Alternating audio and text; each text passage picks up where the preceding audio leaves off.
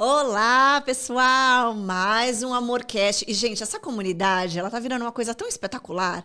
Tá vindo convidados, assim, que eu nem imaginava que um dia poderia surgir quando eu tive a ideia do primeiro podcast há uns 9 episódios atrás. Quando eu tô falando de 9 episódios, são cerca de 7 meses atrás, quando eu comecei a gravar.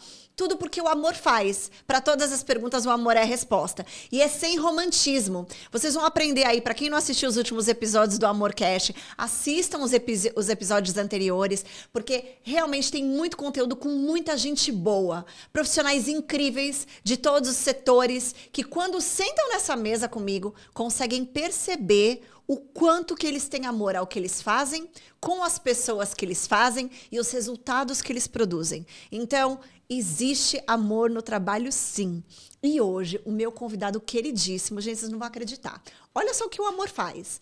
Quando você espera alguma coisa de um profissional e você entra em contato com ele e ele te entrega mais do que aquilo, ele te surpreende mais do que o básico que você está esperando, que ali vai ter uma consulta médica, uma coisinha básica, e de repente você se surpreende. Pois é, foi o que aconteceu comigo. Foi a indicação de uma grande amiga minha, Carol Colli, que eu amo de paixão. E ela falou, você precisa conhecer o Bruno. E aí eu fui numa consulta com ele e foi isso, gente. Ele me entregou muito mais do que o esperado. Ele ajuda milhares de mulheres. Ele não faz coisas básicas. É o Dr. Bruno Jacob. É assim que fala seu sobrenome, mesmo, tá né? certinho. E ele aceitou meu convite, gente. Ele é tão querido. E ele tem muito conteúdo, muita coisa pra mostrar pra gente hoje. Então seja muito bem-vindo ao AmorCast, Bruno. Um prazer enorme ter você aqui. Prazer foi meu, obrigado pelo convite, obrigado por essa apresentação maravilhosa, né? Um beijo também pra Carol, que é maravilhosa. Mas muito obrigado por estar me convidando. Para mim é uma honra vir falar sobre uma coisa que eu gosto, né? E acho que já até entra nesse lance de gostar muito do que faz. Eu lembro de uma vez que eu estava na faculdade e tem um ginecologista muito famoso, que acho que é o mais famoso do Brasil, que é o José Bento, né? E a gente chamou ele para dar uma palestra na nossa faculdade. O cara trabalha pra caramba, né? E era tipo 9 horas da noite. E eu lembro que ele chegou atrasado, tava numa cirurgia. E eu, coitado, o cara vai vir cansadão. Ele subiu no palco e ele falou pra mim, aqui eu não tô trabalhando, aqui eu tô fazendo uma coisa que eu gosto, que eu amo, que é falar, a gente é estudante de medicina, falar com estudantes de medicina sobre medicina. Pô, isso é muito bom, isso é uma coisa que me enche de prazer. Quando eu vi ele falando, eu falei, caramba, o cara realmente gosta muito do que ele faz e gosta de falar sobre o que ele faz. Então, pra mim, tá aqui hoje, depois de ter trabalhado o dia inteiro, pra mim isso aqui é como se fosse um momento relax também, entendeu? Então, eu adoro falar sobre o que eu faço e, então, vamos mandar esse papo aí que vai ser legal pra caramba. Show de bola, Bruno. E eu vejo que você gosta mesmo, porque os seus stories têm tanto conteúdo que em nenhuma, eu não tô aqui pra puxar o seu saco, não, porque não é isso que o amor faz, o amor ama, né? Sim. Mas os seus conteúdos que eu assisto, os seus stories, desde que eu te conheci, dá pra ver que você entrega por amor mesmo. Você entrega conteúdo, você entrega piadas, você traz informações relevantes que muitas vezes eu percebo que são tabus pras mulheres. Então, quando eu nunca convidei, eu nunca pensei em convidar um médico para falar de amor em corpo ativo, né? E você cuida de mulheres. Mas antes de a gente dar uma aprofundada nesse assunto, eu quero conhecer, acho que o público quer conhecer um pouco mais de você mesmo. Quando você fala... teve uma vez, e aí voltando um pouquinho atrás, teve uma vez que eu escutei uma pessoa falando que quando um médico faz por amor o trabalho que ele faz, ele não só é médico, ele salva vidas, ele previne vidas de passar por situações muito mais desastrosas lá na frente. Sim. E eu já tive consultas médicas que eu saí pé da vida do consultório, Sim, assim, sim. que era um processo de atendimento muito dinâmico, como se fosse tirar uma xerox ou fazer alguma coisa de qualquer jeito. E eu costumo dizer que médico que é médico, por amor, Sim. ele salva vidas, porque o seu trabalho é 100% pessoas. É 100% pessoas. Então, como não fazer por amor? E aí me fala, onde começou essa jornada? Foi desde sempre? Você sempre sonhou ser médico? E aí, como que você dedicou para ginecologia, né? Para a parte de, ajudar a mulherada que, nossa, padece em achar um bom médico que venha cooperar aí para a gente manter a saúde feminina. A minha jornada como médico... Como todos os médicos, meu pai é médico. O meu avô era médico, mas foge um pouquinho desse... eu virei médico porque o meu pai é médico. Tá. existe toda uma admiração em cima do trabalho do que o seu pai faz, existe todo você visualizar a rotina. Mas quando a gente começa a faculdade de medicina, isso um professor meu falou no primeiro dia de aula, eu achei sensacional, que ele falou que não foi a gente que escolheu a medicina. Foi a medicina que escolheu a gente, né? Por mais clichê e até um pouco soberbo que isso possa parecer para os médicos, eu acho que essa frase representa um pouquinho o fato de você ter que se dedicar para a medicina. Você ter que viver a tua vida em função do paciente. O código de ética do médico fala que toda a atenção do médico deve estar voltada para o paciente. E quando ele fala isso, são consultas como essa que você passou que não devem ser como um xerox, ser como uma linha de produção, entendeu? Mas, por um lado, também, eu não culpo um pouquinho esse médico, porque eu já trabalhei em regime de ambulatório, de convênio, de ter 5 minutos para atender pacientes. Antes de ter o meu consultório, eu já fui um médico que atendeu no convênio, eu já fui um médico que trabalhou no SUS. Então, eu já vivi essa realidade. Como obstetra, de ter, por exemplo, 20 mulheres em trabalho de parto num plantão com 2 médicos. E se a mulher precisa de suporte, grávida e parturiente, ela precisa de um triplo de suporte. Então, eu comecei a sentir que em algum momento, naquele cenário, eu não estava funcionando. Eu não estava fazendo parte daquilo. Eu não conseguia fazer aquilo de uma maneira do jeito que queriam que eu fizesse, entendeu? E aí eu comecei a ver nas redes sociais que estavam, entre aspas, nascendo. Apesar de eu ser novo, eu falo sempre, eu fui um dos médicos pioneiros nas redes sociais. Eu comecei quando ninguém fazia, entendeu? O meu canal no YouTube hoje ele é grande, meu Instagram hoje ele é grande, porque eu comecei lá atrás e penei muito. E aí quando eu comecei a falar sobre ginecologia, sobre obstetrícia, sobre saúde da mulher nas redes sociais, eu comecei a entender uma demanda que tinha nas pacientes de sentar na mesa com o médico e saber o básico, tipo assim, doutor, como é que eu me limpo? Falei, não, eu não vou conseguir ensinar para uma paciente aqui no SUS como é que ela vai tomar banho, como é que ela vai fazer umas coisas básicas, falar sobre libido, consulta lá para colher Papai Nicolau e um abraço. Então, eu comecei a sentir essa necessidade de fazer um atendimento, de fato, personalizado, direcionado, porque a mulher ela é complexa, né? Mulher não consegue resolver as coisas dali em 5 minutos, não, né? De jeito nenhum. Jamais. Então, a minha trajetória foi essa. Eu entrei na faculdade muito apaixonado pela medicina. Eu sempre quis fazer ginecologia. E a minha ideia, na verdade, era muito mais a obstetrícia do que a ginecologia. Tá. Hoje eu sou muito mais ginecologista do que obstetra. Hoje eu fui meio que sendo levado a ser ginecologista porque eu tenho pacientes hoje muito fiéis que passam comigo. Tem paciente que quer passar comigo todo mês. Às vezes para conversar, para tirar uma dúvida. E eu sentia que na obstetrícia era muito sobre o período do parto, da gravidez até o parto, e aí acabou. Entendi. E eu sinto que na ginecologia eu abraço muito mais a mulher. Eu tenho pacientes que são amigas minhas, entendeu? De jantar em casa. Então, eu sinto realmente que eu me encontrei muito mais na ginecologia do que na obstetrícia. Eu sinto que eu continuo fazendo obstetrícia, mas hoje eu sou muito mais focado em cuidar da mulher. Não importa se é uma criança, que eu faço também pediatria ginecológica, se é uma mulher, se é uma senhora ou se é uma grávida, entendeu? Ou se é uma mulher trans, por exemplo. Então, eu sinto que hoje, na minha especialização, que é endócrino ginecologia, eu consigo abraçar a mulher em qualquer área, em qualquer momento da vida dela. Fantástico, fantástico. Você foi falando e foi tendo essa conexão, né? Eu escolhi uma carreira, né? Vem da minha família, exatamente. Teve uma educação que fazia o seu olhar virar para isso. Mas quando você experimentou e você identificou uma necessidade de conexão, você virou um educador daquilo que você é bom. E isso você só consegue com amor. Só consegue com amor. Não tem como. E aí entra a parte que eu falei, quando eu tava no meio daquela bagunça que é. E não é culpa do SUS, não é culpa do prefeito, não é culpa do administrador do convênio, é culpa do sistema. É o sistema. É a culpa do sistema. E quando eu saí de lá, eu saí muito feliz, assim. Eu falei, poxa vida, tô indo para evoluir. Por mais que no meu consultório não tivesse ninguém na época. Eu não comecei com aquela clínica que você conheceu, com esse atendimento que eu tenho hoje. Sim. Mas eu saí para um propósito maior. E fui atrás de buscar, fazer o que eu gosto. Por que quando você até falou que eu achei engraçado. Poxa, eu nunca achei que eu ia trazer um médico aqui para falar de amor. Porque a gente tem um pouquinho dessa visão do médico sem amor, do médico que você pega o espírito dele e tira aquilo que a gente vê no filme do Pat Adams. Você já assistiu que no primeiro dia de aula o cara fala, a gente vai tirar a sua alma daqui e você vai virar um médico porque o médico não tem que ter alma. Por um lado, isso não é tão errado. Eu sei que parece bizarro você pensar nisso, mas por um lado, quando você está num momento ali de muita tensão, você não pode, de fato, você tem que ser muito frio. Só que essa frieza no médico se confunde no momento que ele está também atendendo o paciente. Então tem momentos para você frio e tem momentos para você ser caloroso na medicina.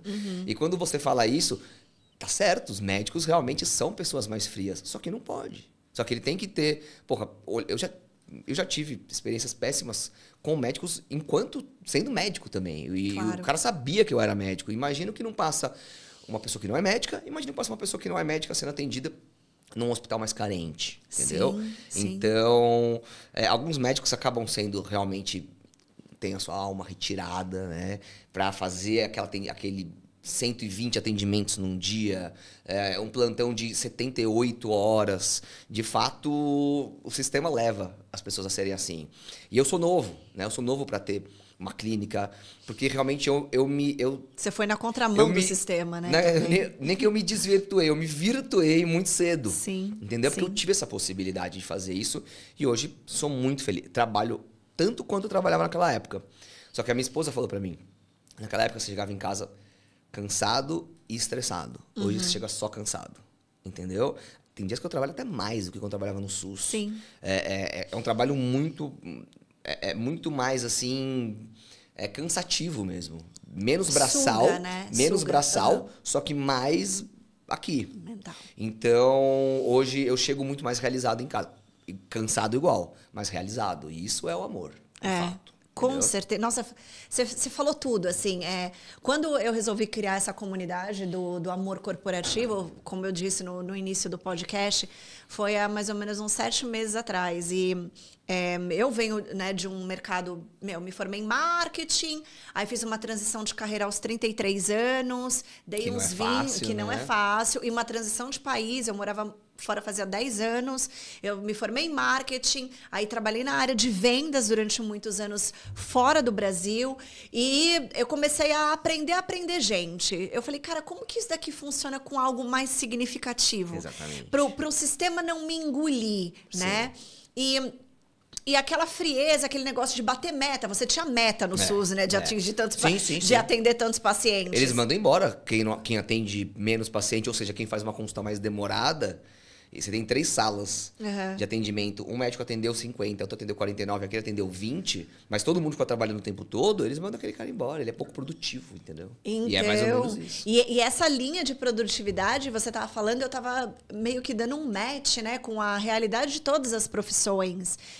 A de médico em si, eu acho que é mais delicado ainda, porque você está mexendo diretamente com o corpo físico, o corpo emocional e o corpo mental de uma pessoa, né? Então, eu acho que a responsabilidade é muito maior, porque quando você começa a estudar, você fala, eu vou ajudar várias pessoas, vou salvar várias vidas. Daqui a pouco o sistema te engole, os boletos também, e aí você entra num sistema que você perde, desculpa o palavreado, mas a gente perde o tesão por aquilo. Lógico. E aí, quando eu comecei essa comunidade do amor corporativo, eu fiquei pensando assim, se a gente é produtivo sob pressão, como que seria a nossa produtividade com o coração? Sim. E isso não é romantizar. Sim, porque você é altamente produtivo. Você acabou de falar, você chega exausto em casa, mas com um nível de satisfação lá em cima. O nível de satisfação lá em cima não te leva para adoecer, que é o que acontece. O médico, antes de ser médico, ele é ser humano. Sim. Né? Então, eu fico imaginando quanto processo de desamor os médicos sofrem e quanto que isso também precisa ser acolhido. Outro dia, a Carol Colli. Sim. E aí, Daniel, eu vou te fazer a próxima pergunta, mas a Carol Colli teve um problema gravíssimo na garganta. Ela começou com uma amidalite, não curou, tomou benzetacil, não passou, entrou no antibiótico, piorou e ela foi parar numa UTI. Ela ficou 3 dias na UTI. E assim, assustador, né? Sim. E fui visitar ela, tal. E aí eu fiquei olhando aquela dinâmica do hospital e pensei assim, eu falei, gente, a gente sofre burnout quando a gente entra num sistema de produtividade, né? Essa ilusão de, que você tem que ser produtivo 100%. Ser produtivo, produtivo, produtivo. Eu falei, gente, como que tá a cabeça de um médico e o corpo de um médico quando ele passa num plantão de 36 horas sem dormir? Para operar uma pessoa no dia seguinte que tem, sabe, que depende, risco de vida, risco de morte ali, e ele tem que estar 100% concentrado. Eu falei, gente, como que um médico faz isso? Você já passou por isso, Bruno? E assim, como que você colocava o amor em ação, né? Até você fazer essa virada de chave e perceber que hoje você é muito mais prestativa do que quando você estava no SUS, intencionalmente falando, sim, né? Sim. O que eu posso te falar, tranquilamente, até para quem está assistindo, é legal entender isso, que os médicos, eles são treinados para isso. Tá. Do mesmo jeito que o pessoal do BOP é treinado para subir morro e passar um mês no morro, passando fome, frio, e na hora que o pau estiver comendo, o cara conseguir atirar. Do mesmo jeito que o exército é feito para agir sob pressão, o médico também, a formação do médico, ela é feita sob pressão. Quando você assiste um filme como Tropa de Elite, você fala, pô, é assim que funciona pra mim lá também. Vou te dar um exemplo. E eu sei exatamente o momento onde eles retiraram minha alma e estavam retirando a alma de todo mundo, que é na residência médica. Tá? E vou te falar, então, sobre esse processo do médico começar a perder o tesão. Vou te explicar direitinho. E se algum médico negar, tá mentindo. Hashtag te liga. Me liga aí, porque esse é o processo. Todo mundo vai se identificar com isso, ou às vezes até na tua profissão mesmo. Você entra na medicina com o maior tesão. Nossa senhora, faculdade, né? Tanto é que tem até um estigma que todo mundo que entra no primeiro ano ou quer ser cardiologista, ou quer ser oncopediatra. É muito comum, porque vou cuidar de câncer de criança, parece uma coisa maravilhosa. Tem uma missão, né, ali. Crianças com câncer. Até pior que uma criança com câncer. É a coisa mais triste que existe. Uma criança com câncer é a coisa mais triste que existe. Com certeza. Aos poucos, as pessoas vão mudando. Por quê? Porque cardiologista, todo mundo pensa no médico com esteto no pescoço. Então, ou é o cardiologista, né, ou é o oncopediatra. É meio que uma sátira, assim. Aí, aos poucos, o pessoal vai mudando. No final, ninguém mais quer ser cardiologista e ninguém mais quer ser oncopediatra, porque a pessoa vai entendendo como é que funciona. Mas então, no primeiro ano, você tá animado, anatomia, é muito legal. No segundo ano, beleza, também continuando. Já no terceiro ano, você já tá mais pensando em se formar do que na faculdade. No quarto e no quinto ano, você já se sente médico. No quinto ano, tem gente que brinca... no sexto ano, tem gente que brinca que o pessoal do sexto ano, eles andam com uma camiseta escrito semideuses. Porque no outro ano eles vão ser deuses. Entendeu? Entendi. Então aí a medicina começa a tomar conta da cabeça da pessoa. E eu nem tô falando de dinheiro, tô falando de cara ter o nariz em pé. Ego, exatamente. Mas beleza, por enquanto essa pessoa continua com a alma dela lá. Na residência, aqui começa o problema, é que o pessoal te transforma numa máquina. Na residência, o chefe passa a visita 8 horas da manhã. O chefe passa a visita, o chefe é o médico. O chefe passa a visita 8 horas da manhã, tem o R1, o R2 e o R3. Tá. O R3 chega chega quase junto com o chefe ali. Não pode chegar depois, nem junto, que o chefe percebe, então ele chega 7h30. O R2 vai chegar para ver o que o R1 fez. Então o R1 chega, faz todo o trabalho braçal, o R2 supervisiona. Então o R2 vai chegar ali umas 6h30 da manhã. Tá. 1 hora antes do R3. Se o R2 chega às 6h30, e quando o R2 chega já tem que estar tudo feito para ele só supervisionar, o R1 tem que chegar umas 5h30 da manhã no hospital. Tá. E eu morava a 1 hora do hospital. Então eu tinha que chegar às 5h30, eu tinha que chegar umas 5h30, eu tinha que sair da minha casa umas 4h30, 4h40, estourando, tinha que acordar 4. Entendeu? Tá. Isso porque você é homem. Se fosse mulher, você ia acordar exatamente. 3h30. As meninas, tinha menina que dormia já de maquiagem. Depois que passa a visita, termina a visita, aí o chefe passa a visita mais ou menos umas 3 horas, você vai pro ambulatório. O médico que tá no ambulatório não é o médico que tá passando visita. Às vezes o cara começou 10 horas da manhã e você já tá desde as 4. E aí a hora que você chega tem uma pilha desse tamanho de prontuário para atender. E aí o seu almoço deveria ser meio-dia, o ambulatório ia das 10 ao meio-dia, você vai almoçar 2 horas da tarde. Porque depois você já tem logo uma cirurgia à tarde. E às vezes, uma vez por semana, você estava de plantão. Então, a cirurgia terminava ali umas 5, 6, o seu plantão começava às 7. E o plantão... Tô cansada só de escutar a história. Bem por aí. E o plantão noite inteira.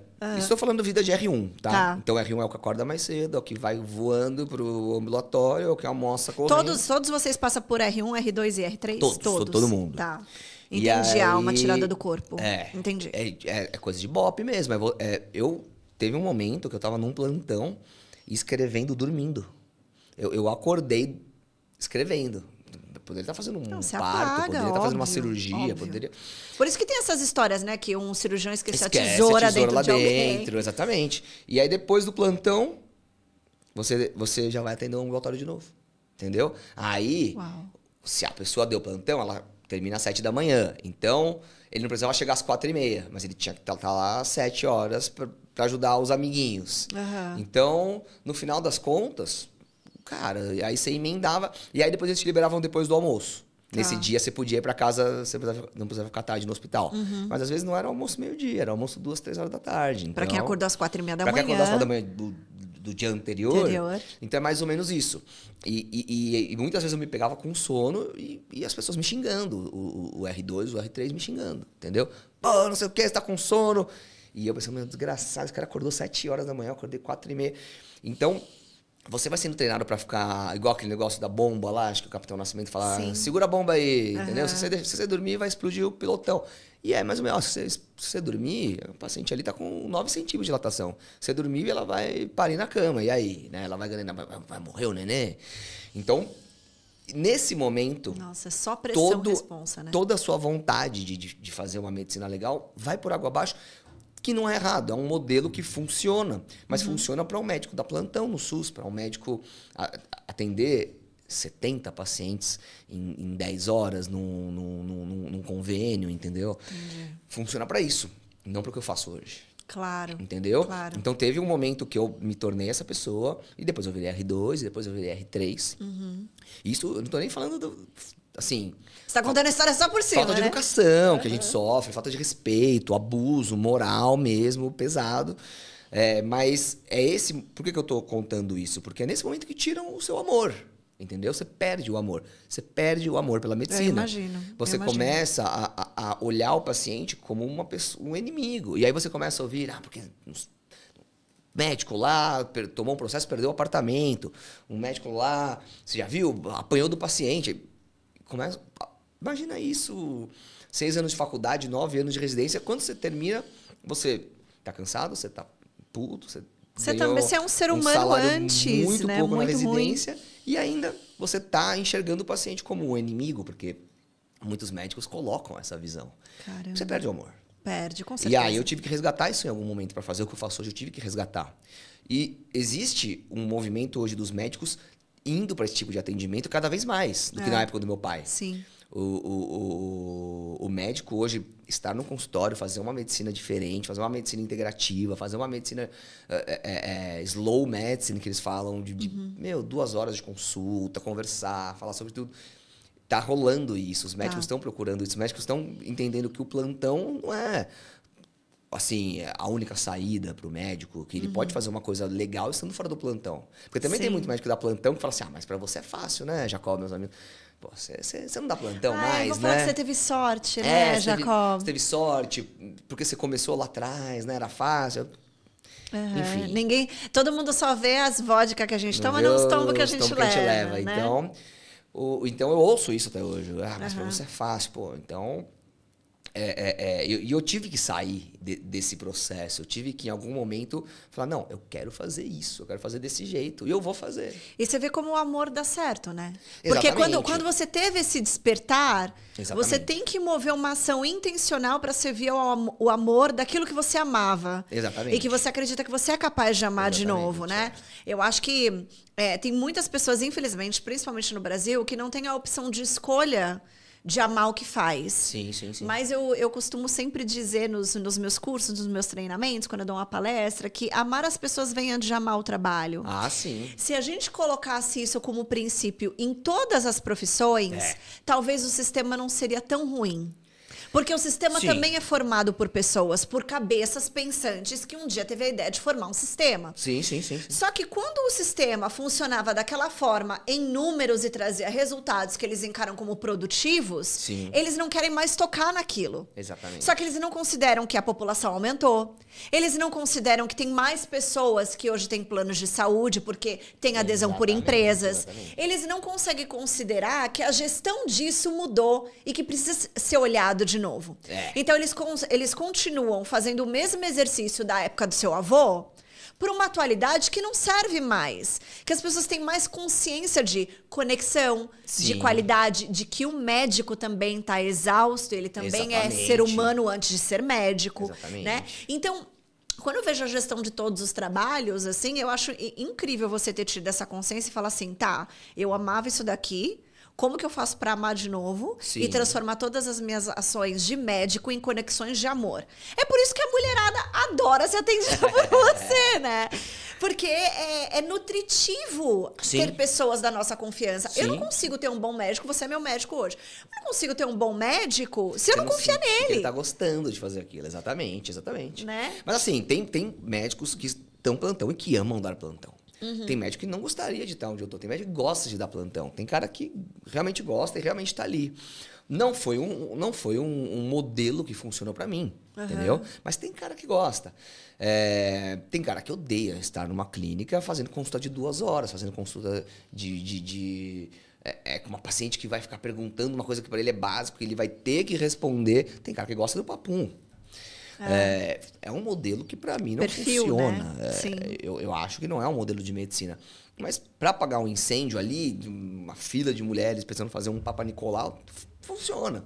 Agora, para uma mulher que quer cuidar da saúde, para uma mulher que precisa de uma visão geral, não vai dar certo. Não vai dar certo. Tem que ter amor. E é o que você falou, quando você faz com amor, as pessoas percebem. Eu trabalho com o público hoje, diretamente com o público. Se as pessoas percebem que eu não tô ali, que eu não tô feliz de estar ali, não vai rolar. E até um amigo meu foi lá esses dias, e um amigo meu que é médico, foi levar a esposa, foi a última consulta do dia, fiquei batendo papo com ele. Ele falou, pô, Jacó, você tá famoso, que legal. E ele fez uma pergunta pra mim que eu achei interessante. Ele falou, cara, tem muitos momentos assim que eu tô cansado no plantão. E que eu demonstro estar cansado. Não tem problema. Ele falou, não tem um dia que você tá cansado aqui? E aí, às vezes, a paciente veio de longe, a primeira consulta dela, tá esperando 3 meses para aquela consulta e você não pode demonstrar que está cansado, né? E realmente eu não posso. E ele falou, porra, mas aí ele falou, você bota uma máscara? Eu falei, cara, não é que eu ponho uma máscara, eu gosto muito de fazer o que eu faço. Por muito mais que eu esteja cansado, trabalhar para mim é uma terapia. Pô, vira e mexe, tem problema com a minha esposa, tem problema com a minha filha, tem problema na minha casa. Quando eu tô lá, eu esqueço esses problemas. Então, eu tô cansado. Mas muitas vezes eu me empolgo na consulta. Então, é igual aquele cara que fala, pô, quando eu tô treinando na academia, os meus problemas, eu esqueço. É mais ou menos o que eu faço no meu trabalho. Só que para algumas pessoas é estranho, né? Eu esquecer os meus problemas no trabalho. Que para muitas pessoas é um problema estar no trabalho, para mim acaba sendo uma terapia. Então, sim, eu tô cansado. Mas o meu trabalho me motiva a não ficar cansado. Entendeu? Porque eu gosto de fazer o que eu tô fazendo. Igual, do mesmo jeito que uma pessoa fala, pô, como é que você se desestressa na academia? Né? Eu odeio ir pra academia, eu me sinto cansado lá. Cara, não, eu vou cansado treinar, mas é lá que eu fico feliz. É a mesma coisa, por mais que pareça estranho, né? Porra, então você tá cansado e você vai trabalhar pra ficar feliz? Mais ou menos isso, sem demagogia, sem ficar... sem romantismo. Sem romantismo, sem romantismo. Eu entendo o que você está falando, porque foi esse o motivo da minha transição de carreira. Sim. Bru, porque eu vim do marketing, aí fui para vendas, eu estava no piloto automático da sociedade. Exatamente. Preciso ter sucesso, né? Preciso falar algumas línguas, Exatamente. ter algumas Esse pós-graduação, esse é o né? caminho, ganhar dinheiro, né? Então a gente floreia, floreia que esse é o caminho do sucesso. E aí um dia você vê que o que você produz não é tão significativo, pelo menos para mim, né? Por isso que tem essa moda aí do propósito. Eu falo, gente, propósito não é você se jogar na África numa missão extraordinária. Propósito é tudo que move o seu coração e favorece o bem comum. né? Exatamente. E tudo que favorece o bem comum tem amor no meio. Sim, sim. Seja amor por coisas, tem pessoas que têm mais amor por coisas. Tem Sim. gente que tem mais amor por animais, tem gente que tem mais amor por pessoas, tem gente que tem mais amor por máquinas, Sim. né? Por tecnologia, Sim. né? Então, existem várias formas de colocar esse amor em ação. E aí, tudo que te move, que é o corpo ativo, né? Por isso que eu falo que é o mundo de corpo ativo. Sim. É o mundo da corporação, Corporativo. corpo em ação. Sim, sim. Então, assim, como que a gente faz a nossa existência? O nosso corpo tá sempre em ação para favorecer o bem comum. Sim. E eu falei, e por que que isso vira um tabu de falar de amor? Né? Porque as pessoas Parece acham que você não tá pode, querendo você tá romantizar. frufru. É. Ai, outro dia quem foi que me falou? Uma pessoa me falou assim: ai, mas as pessoas no mundo do trabalho, o que é produtividade? Eles não querem saber de amor. Eu falei, e quem disse que o amor é antiprodutivo? É lógico. Né? Você tá acabando de me dizer Sim. que você ama tanto o que você faz, traz tanta conexão, Sim. você vê tanto resultado na vida das suas pacientes por amor ao que você faz, Exatamente. que cria relações de confiança e amor. E É isso bem te por aí. tira da exaustão, Sim, né? sim. Então, assim, eu acho fantástico, porque todo mundo que eu trago aqui, Bruno, a gente cai exatamente no mesmo ponto X, sabe? Por que que o tabu do amor desfavorece a produtividade? Desfavorece o nosso propósito, desfavorece o nosso sentido de fazer, Sim. ser, existir e cooperar. E aí tem aquele negócio, né? Ah, o sol não brilha para si mesmo, o rio não bebe das suas águas, as árvores não comem dos seus frutos, sim. a gente não existe pra gente.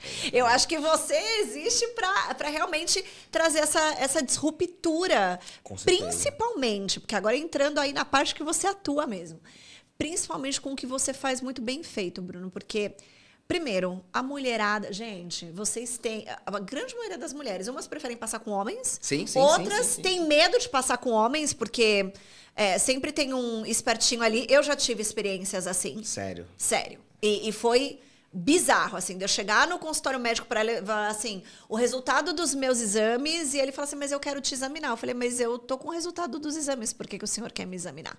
Né? E eu não deixei ser examinada. Eu não tenho vergonha de falar, porque eu Quando você acredito percebe que tem uma coisa várias estranha, mulheres devem ter passado por alguma situação constrangedora. Sim.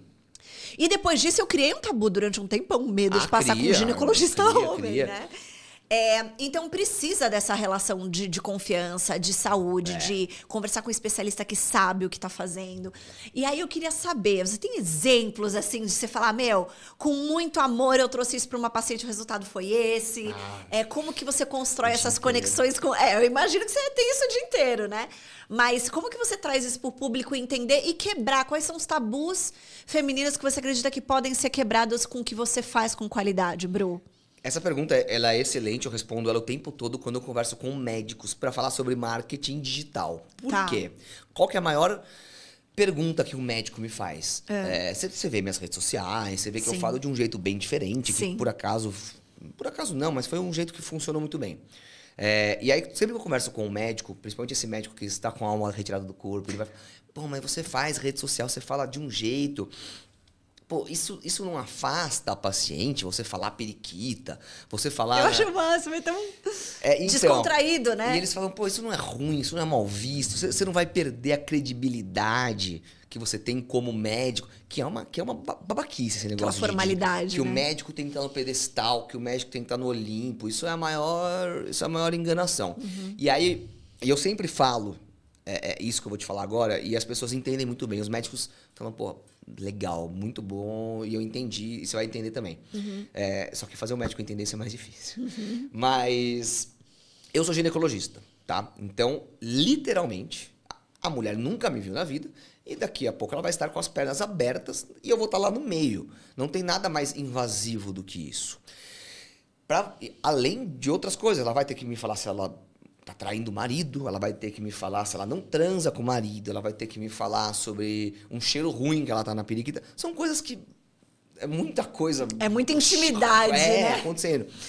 E quando as pacientes entram no meu consultório, primeira consulta, a primeira coisa que elas falam, parece que eu já te conheço, parece que você é meu amigo. Doutor, muito bonito o jantar que você fez ontem, tava gostoso.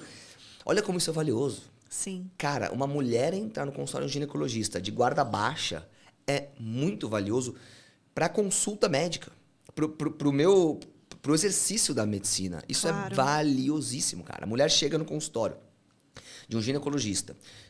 E elas falam, e já perdi a conta de quantas falaram, eu sinto que eu sou sua amiga. Você, eu e o meu marido assistimos todas as noites seus stories juntos. Como é que tá a tua filha, Helena?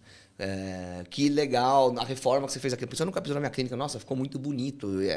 Como você mudou esse papel de parede. Isso é valioso para o médico, porque eu preciso que ela esteja sem defesas para me falar realmente sobre a vida sexual, sobre o que vai... Para eu examinar ela sem problema nenhum. Cara, eu examino assim...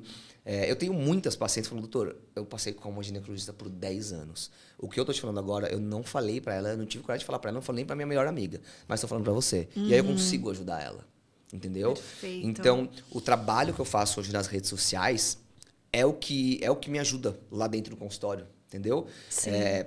As brincadeiras que eu faço, os memes que eu faço, tudo isso parece que é só para descontrair, mas na verdade eu tô quebrando uma barreira. E eu posso te falar, eu não tenho, sem querer parecer que eu tô me achando, mas eu fui um dos primeiros médicos no Brasil a tirar esse negócio do médico ser um cara muito sério nas redes sociais e na vida como um todo. Quando eu comecei o meu canal, eu fiz uma pesquisa de campo, né, para ver como é que os médicos estavam se portando, os poucos que tinham em rede social, em televisão, em programas de rádio. Então eu comecei a pegar tudo que tinha de material disponível no YouTube para ver como é que os médicos estavam se portando. Era sempre a mesma coisa. A gravata, o terno, o óculos e muitos termos técnicos. E sem uma risada, e sem nada. E eu juro, eu não achei ninguém fazendo alguma coisa parecida com o que eu faço hoje. E eu falei, não, eu vou mudar isso. Só que eu tinha um caminho, ele se bifurcava. Pode dar muito certo, né? O pessoal pode gostar, como pode dar muito errado. As pessoas podem achar ruim o médico tá falando periquita. Imagina, quando eu comecei, eu tinha 25, 26 anos. Então, eu já tinha uma cara de bebê. Falando um monte de coisa, mas também, ao mesmo tempo, com corrimento. E deu muito certo. Eu tenho paciente hoje de 5 anos de idade e eu tenho paciente hoje de 80 anos de idade. Entendeu? Então, não só deu certo, como deu certo em todas as áreas. mas só isso falavam pra mim. Só isso vai funcionar com menina de 20 anos, menina de 25 anos que falam que não vai ter dinheiro pra pagar a tua consulta. Olha os papos. Entendeu? Nossa, que tiro no pé. Os chefes da minha residência. Eu comecei quando era residente, falando, não, isso aí só vai dar funcionar com menina de 20 anos, não vai passar consulta, o seu consultório não vai... Você não vai ter paciente. Quando a gente faz alguma coisa... Nossa, fantástico, Bruno. Eu te entendo muito, assim. Quando a gente traz uma autenticidade para dentro do trabalho... Sim. Existe o choque. Sim. Né? As pessoas se chocam porque todo mundo é aquele ratinho, né? Que ainda vai pro mais trabalho. Numa todo mundo... área extremamente careta, extremamente formal, Sim. né? Então, assim, você trouxe uma disruptura. Sim. Porque você acreditou que para fazer sentido para você, pro seu amor entrar em ação, tinha que trazer o Bruno de verdade. Sim. Não só as suas competências técnicas que você aprendeu na faculdade, que você foi num treino de batalha, de pressão, de força, de resistência. Mas para fazer sentido para você, você teve que trazer esse Bruno de verdade, pro seu amor poder exalar por aquilo que você faz com as pessoas que você faz. Exatamente. Né? E essa disruptura, ela sempre choca. Então sempre vai vir muita crítica. Sim. E eu te entendo, porque é a mesma coisa com amor. Sim. Eu fiz uma pesquisa, ninguém fala de amor no trabalho. Sim. Existem alguns psicólogos lá fora, alguns doutores que falam o que o amor provoca no cérebro, qual que é a química que ele exala, como isso provoca cura para suas emoções e para o seu corpo físico. Existem estudiosos que falam o que o amor faz no seu corpo, o que ele produz. Mas quando eu comecei a falar de amor há 8 anos atrás, pro mundo corporativo, o pessoal fala assim, você não está viajando. Pelo amor de Deus. Pelo amor de Deus, você é louca. Ninguém quer escutar de amor, as pessoas querem escutar de inteligência emocional. Inteligência emocional, então peraí, quando o Daniel Goleman começou a falar de inteligência emocional, em 1997, em meados, que quando começou, sabe, dar uma floreada, Eu falei assim, quantos anos ele ficou estudando, que nem foi ele o fundador da inteligência emocional, né? Mas ele que trouxe para o conceito de um livro e ele que começou a expandir, tipo, peraí, isso daqui faz sentido. Sim. E então ele trouxe uma disruptura. Hoje você fala de uma maneira autêntica que cria conexões com as pessoas. Sim. As pessoas sabem que existem médicos. Sim. Mas médicos que dão atenção. Exatamente. E fala da periquita dela. Sim, sim. Da maneira que tem que falar. Fala, filhinha, você precisa lavar isso aqui assim. Lavar desse jeito e um abraço. Lavar desse jeito é um abraço. Se você pegar HPV, não vai ter cura. Se você trair o teu marido, as consequências são essas. E agora, como que você faz pra se limpar? Pra o maridinho não descobrir se você não quer... Sim, então, se sim, você sim. entra dentro que de uma... coisas reais, né? Que são coisas reais. Que acontece. Você entra numa intimidade da mulher ali que cria relações de confiança que não são quebradas. E é isso que faz sucesso. Sim, sim. O sucesso pra mim é isso. É a conexão que eu crio com você. Exatamente. Sabe? É você ter me dado um atendimento tão bom que eu te convidei pra vir aqui. Eu falei, gostei dele. Ele é disruptivo, ele é Sim. autêntico, ele é ele. Sim, ele sim. não é formalidades. Eu costumo dizer que as formalidades criam barreiras nas relações. E barreiras nas relações de trabalho não produzem longevidade no sucesso. Sim. Se você ficar só no técnico, você vai ser engolido pelo sistema, você vai ser um infeliz, você vai ser tão miserável que talvez você só tenha dinheiro. Né? Ou então você vai adoecer, vai ter um burnout, vai Pobre querer... homem rico que só tinha dinheiro. Né? Exatamente. Ou você vai tentar procurar um propósito maior fora do seu trabalho e nunca vai saber o que é esse sentido que a gente dedica o maior tempo das nossas vidas Sim. trabalhando, Bru. Eu vejo muita gente, principalmente médico, falando, não, tem que ter um hobby. Qual que é o seu hobby? Cara, o meu hobby hoje é trabalhar. E não falo isso como um workaholic, como um cara que não curte a família. Não, é porque eu gosto de trabalhar, eu gosto de me especializar. Como é que é um hobby? Você vai ter um hobby de aeromodelismo. Então, a cada momento, você está criando um aviãozinho melhor, você está indo em encontros, em congressos, para ouvir falar sobre como montar um aeromodelo mais legal. É o que eu faço na minha profissão hoje, entendeu? Eu gosto de sair para um curso onde eu vou aprender coisas que a minha profissão vai ficar melhor. Eu estou construindo um aquário, por exemplo. Entendeu? Eu gosto de aquário. Agora eu vou comprar um peixe muito raro. Eu faço isso dentro da minha profissão. O meu hobby é a minha profissão. Eu gosto muito de fazer o que eu faço. Sim. E dá pra ver que você faz com muito amor. Muito, né? muito. Muito amor. Você Eu não realmente vou negar cuida da mulher. Eu não vou negar, falar, você fica cansado? Pô, fico cansado pra caramba. Cara. Imagino. Fico muito cansado. Mas eu sou aquele cara que eu não cancelo a agenda por nada, entendeu? Se eu não estiver morrendo, eu vou trabalhar, porque não existe cansaço que me faça eu deixar de fazer uma coisa que eu gosto. Eu vejo muito médico cancelando o paciente, porque não acordei muito bem.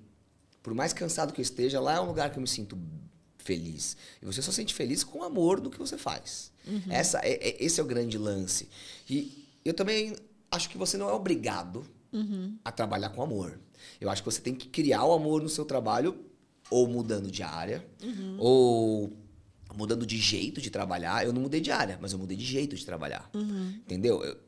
Tudo bem, se não tivesse dado certo, se eu não tivesse ido pro meu consultório, eu não era obrigado a amar da plantão, mas eu tinha que descobrir alguma maneira de amar aquilo lá, entendeu? Senão eu ia ser uma pessoa infeliz, eu ia ter um burnout, eu não ia ser produtivo, eu podia cometer uma falha como médico grave, que custasse a vida de uma pessoa. Então, no geral, a atenção tem que estar voltada e você tem que estar, de fato, amando o que você faz ou gostando, pelo menos muito, certo? Para você tá feliz e bem com você. Legal. Esse é o final. Show. E você tem muitas mulheres que trabalham com você também, Só né? mulher, né? Só mulher, Só mulher. né? E como que você traz isso? Assim, porque você é o chefe delas. Como que você traz essa diversão, esse amor, para que elas também estejam nessa sintonia contigo, né? Porque as meninas sempre me trataram muito bem, assim, elas são super atenciosas, né? Quando entra na sua clínica, a gente já percebe a vibe, o sorriso, a atenção, na mesma proporção que você atende. Então, você, além de médico, Bruno, você é um líder. Sim. Você é o dono de uma empresa, né? Sim. Então, assim, como que você traz essa gestão? Porque você tem ali uma empresa, né? Um mundo corporativo ali, né? Toda empresa tem percalços, né? Mas, para minha sorte hoje, né? Eu criei com a minha esposa uma dupla muito boa, como marido e mulher, mas também como sócios. A minha esposa, ela faz comigo a gestão da clínica. Ai, que legal. Então, isso me ajuda muito, porque eu não sou o cara que dá bronca. Não porque eu não quero ser, é porque eu não sou mesmo o cara que dá bronca, entendeu? Então, Claro, tem os momentos que a gente tem que chamar atenção, Claro. tudo, mas eu sinto que... E aí vem mais um momento que é a rede social e todo esse amor que eu transpareço na rede social vem a meu favor. Porque todas as meninas, quando começaram a trabalhar comigo, já me conheciam. Olha que incrível. Algumas eram minhas pacientes e começaram a trabalhar comigo, então já me conheciam, já eram minhas... Já gostavam muito de mim por serem minhas pacientes. Outras... teve gente que no meio da entrevista de emprego descobriu que era comigo e começou a ficar mais nervosa assim. É com o Dr. Bruno Jacó, eu não acredito. Então, as pessoas que estão lá, elas sabem como eu sou, elas sabem e elas pegam essa vibe para elas. Uhum. Então, se você pensa assim, como é que você faz as pessoas que você trabalha gostarem de estar lá? Primeiro você tem que gostar. Entendeu? Se eu fosse um cara que chegasse lá puto, chutando, tratasse mal as pacientes... Elas têm que lidar com reclamação todo dia. A pessoa absorve isso. Fala, porra, se nem o dono da empresa tá feliz trabalhando, por que eu vou estar? Com certeza. Entendeu? Então você chegar desde coisas simples, como por exemplo, dar um bom dia para todo mundo. Tem cara que não faz. Parece porque ele tem um ego tão inflamado ele não que pode ele não dar conversa. bom dia pra funcionária da limpeza. Eu lembro que uma vez que eu trabalhava em um hospital, eu dei bom dia para uma funcionária da limpeza. Ela falou, doutor, obrigado, eu trabalho aqui há 2 anos, ninguém nunca me deu bom dia. Ela trabalhava numa área que só entrava médico, que era perto do centro cirúrgico. Então ela falou isso pra mim, ela falou, cara, ninguém me dá bom dia. Como é que aquela mulher vai trabalhar feliz? Entendeu? O salário dela já não é bom. A pessoa já passa o dia, às vezes, fazendo um trabalho bem mais pesado, braçal, e ainda não tem um bom dia. Então, e aí eu fico pensando assim, né? Uma pessoa que não dá um bom dia só porque ele classifica ou ela se torna invisível pelo que ela faz. Sim. Pra mim, ele não tem nenhum amor em ser médico e salvar vidas. Sim, sim. Né? Então, assim, é muito bizarro quando você traz pro comportamento, que eu acho que é muito interessante a gente pensar. A maioria das pessoas que dormem, Bruno, elas acham que elas são o que elas fazem. E isso é muito perigoso. Sim. Porque você só se tornou Bruno Jacobi quando você foi o Bruno Jacobi antes de ser o ginecologista. Exatamente. Quando você veio com a linguagem da periquita, de você tá fedida, deixa eu te falar, você levanta ali, entendeu? Passa ali, entendeu? Faz não sei o quê, toma cuidado, bota um dedinho ali, vê se tem uma verruguinha, se tem alguma coisa estranha. Então, quando você começou a usar uma linguagem que equalizou com a grande maioria, sem soberba, você só usou o seu conhecimento e ajustou a linguagem por amor para alcançar mais pessoas. Exatamente. A partir do momento que você foi o Bruno e não médico, Sim.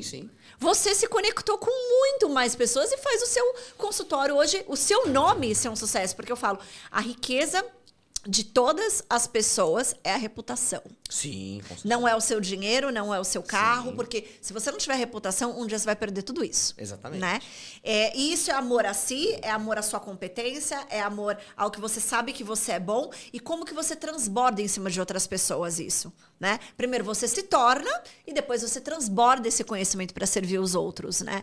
Então, para isso que Deus te abençoou, te deu uma família de médicos, condições para você abrir, para você trabalhar muito, para você estudar, para você se tornar esse cara. Né? Então, eu fico olhando assim, eu falo, nossa, e não é um favor dar bom dia para uma pessoa dali. É normal, porque ela é uma pessoa. É uma gentileza, mas tem que ser, na verdade, até um hábito. Né? É um hábito para todos, de uma maneira igual. Só porque você é faxineiro e você é médico, então ali não cabe a cordialidade. Nada impede de um dia você tá cansado e a pessoa passar batido e você não vê. Não você vê. Bom dia, mas aquela pessoa recebeu um bom dia em 2 anos trabalhando lá. Entendeu? Ela falou pra mim, doutor, tava aqui há 2 anos e ninguém nunca me deu bom dia. E ela, com a vassourinha na mão, nunca vou esquecer essa cena. E eu falei, é complicado, acho que o pessoal aqui anda muito ocupado, né? E ela deu risada. A rejeição, ela tá intrínseca, né, Bruno? Ela tá intrínseca nas mentalidades muito pobres. Mas né? é uma grande besteira, porque eu tenho certeza que as pessoas que passam por ela não dão bom dia. Se o dono do hospital estivesse no mesmo lugar que aquela mulher fica, todo dia, todo mundo dá bom dia pra ele. Você entende isso? Pau que dá em Chico, dá em Francisco. Então, eu tenho certeza. Por que é uma coisa tão simples? É uma pessoa igual, ela tá lá, ela dá bom dia. E eu comecei a perceber isso na residência. Quando as pessoas começavam a faltar com respeito comigo, por exemplo, o R2 faltava com respeito comigo e não faltava com o mesmo respeito com o R3, por quê? Entendeu? E tem um momento que começou até eu a ficar muito assim, pô, o mundo é injusto, então eu vou entrar nessa também. Foi quando eu fiz uma prescrição, né? Quando eu era R1. E aí eu prescrevi um remédio, eu não lembro agora. Eu sei que o remédio ele é via oral e quando ele é endovenoso, ele tem outro... cefalexina. A cefalexina é via oral e a cefazolina é a mesma substância, mas é endovenoso. Pra que serve? É um antibiótico, Ah, para pós-cirurgia. Aí depois eu passei. Então, vamos supor que eu escrevi cefalexina endovenoso. Tá. Entendeu? Um erro básico de quem tá acordado há 24 horas, entendeu? Tá. Eu lembro de uma pessoa chegar pra mim... Nossa, você acabou de sair da faculdade e não aprendeu que a cefalexina é via oral? Que absurdo. Me esculachou assim na frente de todo mundo. Eu fiquei me sentindo péssimo. E eu fiquei me sentindo mal. Eu falei, caramba, puta, que erro, né, que eu fiz. Eu tinha acabado de começar a residência. Aí começa o chicote, né? Cara, eu juro por Deus que um mês depois, vai. Essa mesma menina que chamou minha atenção pegou uma amiga dela, eu vi. A cena aconteceu meio longe de mim, mas eu vi. Ai, amiga, você estava meio cansada, você colocou cefalexina endovenosa. Eu já arrumei pra você, tá bom? Beleza? Aí eu comecei a olhar e você entende como isso no mundo corporativo tira realmente o amor da pessoa? Eu olhei aquela cena, porque eu me senti mal, a pessoa fez eu me sentir mal. Claro, claro. Porque às vezes a pessoa faz alguma coisa, você fica pensando, essa pessoa tá me enchendo o saco, essa pessoa... Cara, ela me humilhou de uma maneira que eu falei, não, puta, que erro, né? Que erro primário, pelo amor de Deus. Cara, eu vejo as pessoas cometendo esse erro o tempo todo, só que hoje eu consigo perceber isso, entendeu? E aí eu fiquei me sentindo mal. Eu fiquei, meu Deus, pelo amor de Deus. E quando eu vi que a amiga dela fez a mesma coisa e que foram 2 pesos e 2 medidas, eu falei, então o meu erro não foi primário. Ela realmente quis gratuitamente pegar no meu pé. Então, o momento que eu poderia ter perdido o meu tesão, eu olhei e falei, não, isso aqui é uma Devolve pra ela o que é dela. Babaca, entendeu? Então, segue o jogo. Mas eu entendo, sim, as pessoas perderem um tesão no que fazem, pelo menos na minha área, na medicina, eu entendo. Olha, no mundo corporativo, que é um mundo que todos nós fazemos parte, existe... Eu fui maltratado, eu também maltrato. Isso é a pessoa que tá pobre na consciência. Sim. Ela tomou tanta porrada que a única coisa que ela sabe é bater. E aí, quando ela sobe, ela Então, bate. ela só faz uma repetição de comportamento, porque, infelizmente, ela não se conheceu. Ela pode ter conhecido tudo de medicina, mas ela não conhece a si mesma. Sim. Né? E isso pode trazer ela inteligência, mas não sabedoria. Sim. E aí, existem as pessoas que apanharam muito, como você. Sim. E percebem, por compaixão, que eu não preciso fazer essa repetição de comportamento, porque eu sei o que eu não quero ser. Sim, né? sim. Mas, infelizmente, o mais comum, porém não normal... Que as pessoas normalizam. E o mundo corporativo é duro mesmo. O mundo corporativo é ruim mesmo. Tem que apanhar para aprender. A gente tem falas estruturais que a gente acredita que só esse é o caminho. E a gente normaliza um mundo doentio em comportamentos. Né? E a gente não favorece o amor. Então, a gente acha que o amor é só para quem a gente ama. Então, a sua esposa, seus filhos, seus pais. Alguém que traz algum tipo de benefício para você. E o resto tem que tomar porrada, porque o mundo é assim. O mundo não precisa mais ser assim. Sim. Né? Quando eu trago o amor incorporativo, é trazer essas rupturas de... hoje eu questiono, né? Hoje, com mais maturidade, eu questiono. Às vezes que eu tomei as primeiras porradas, eu me sentia culpada. O cocô do cavalo do bandido. Como que eu errei numa coisa tão básica se eu já sabia? Meu Deus, o que tá acontecendo comigo? Eu nunca vou ser capaz. Eu não sirvo pra isso. Em 5 segundos passa, você mesmo se desamora. Se desamora, né? Sim, olha, eu tenho um amigo meu que era residente da minha época, então ele era R1 comigo. A gente apoiava muito no nosso ano de R1, porque quando você é R1, é o chefe que bate em você, o R3 que bate em você, o R2 que bate em você. Então, é só porrada. E quando a gente saiu do R1 pro R2, e eu e ele, por ser os 2 únicos homens que tinha no nosso ano, a gente apanhou mais ainda, né? Eu acho que rolou até uma minoria ao contrário pra gente. E aí... Eu lembro de quando a gente terminou o R1, e aí a gente virou R2, e ia entrar os novos R1s, eu lembro de virar pra ele e falar, cara, não vamos fazer com as pessoas o que fizeram com a gente. E ele, o cara mais engraçado que eu já conheci na minha vida, figura, o cara ama o que ele faz. O pai dele fez o par da minha filha, gente boa pra caramba. E aí, E quando a gente virou R2, depois a gente virou R3, eu tava no plantão com ele. E aí quando a gente era R3, tinha os R1s e tinha uma menina que tinha um pouquinho mais de dificuldade. A menina ela era mais devagar mesmo, normal. Eu lembro que um dia ele tava... Na hora que eu abri a porta, assim, ele tava destruindo a menina, falando, não, você não serve pra estar aqui. A residência que eu fiz era uma das melhores residências de obstetrícia do Brasil. Então, piorou. As pessoas lá dentro se sentem muito mais importantes por estarem lá dentro. Eu lembro dele falando, você não serve pra estar aqui, vai embora, olha isso aqui, que absurdo. E a menina começou a chorar, eu chamei ele, eu falei, cara, pelo amor de Deus, porra, você já esqueceu o que a gente passou? Você já esqueceu? Porra, eu lembro de você chorando também, porque a gente chorava na residência. Eu falei, eu lembro de você chorando porque fizeram a mesma coisa com você por muito menos. Então, você vai tratar a menina assim, mas, pô, é complicado. Eu falei, bicho, você perdeu, você perdeu a tua essência. Porra, eu lembro de você ficar falando comigo que você não concordava com o que faziam com a gente, você tá fazendo a mesma coisa. Repetição de comportamento. E aí ele parou, depois no final do plantão, ele falou, cara, eu até te pedi desculpa pra ela lá depois, porque realmente eu peguei pesado, né? Comecei a lembrar da época, enfim, não vou falar o nome, mas tinha uma residente quando a gente era R1, tinha uma que era a pior de todas. Eu lembro na época dessa pessoa, né? Como ela tratava a gente, não quero fazer o mesmo. Então ele, pô, tá certo, né? Mas... E é uma pessoa, assim, sensacional, um cara ótimo. Mas eu ouvi ele naquele momento ali... E você vê como fica no nosso inconsciente, né, Bruno? Sim, porque se ele nunca tivesse sido tratado dessa maneira, ele jamais faria daquela maneira. Não faria. Então, existe não é uma pessoa que faria. Um comportamento Tem padrão. Tem gente que faria. Tem gente que faria porque tem gente que faria porque é do jeito da pessoa. Ele não é daquele jeito. Porque eu já vi também... A gente era em 12, né, residentes.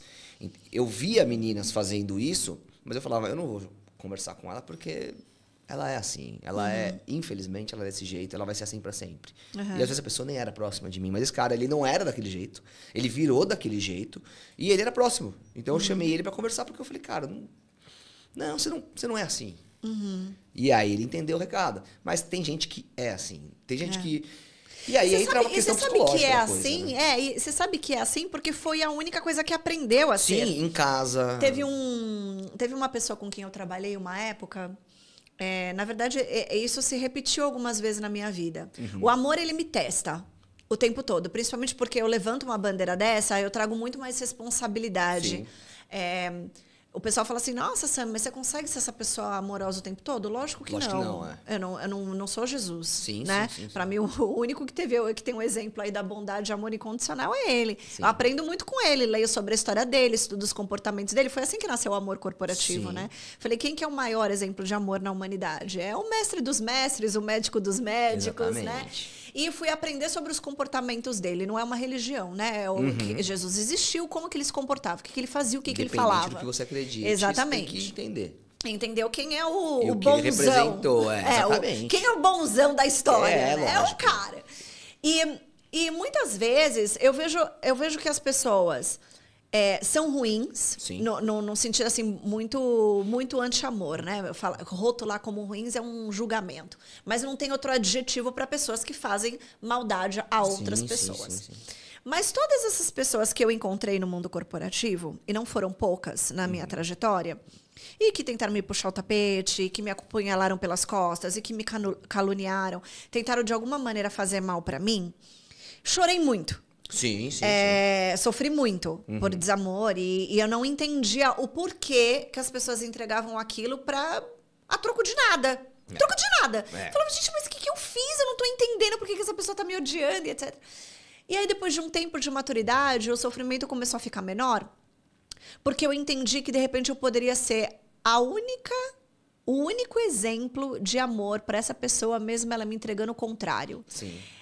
E, Bruno, foi um dos exercícios mais difíceis que eu fiz na minha vida, porque eu não estava sentindo amor. Sim. Eu estava sentindo raiva, eu estava sentindo frustração, pessoa, eu queria me vingar, eu queria ir lá e dar na mesma moeda, e eu tinha elemento suficiente para isso. Eu queria pedir a cabeça da pessoa e provar que ela estava mentindo, e eu tinha como fazer isso.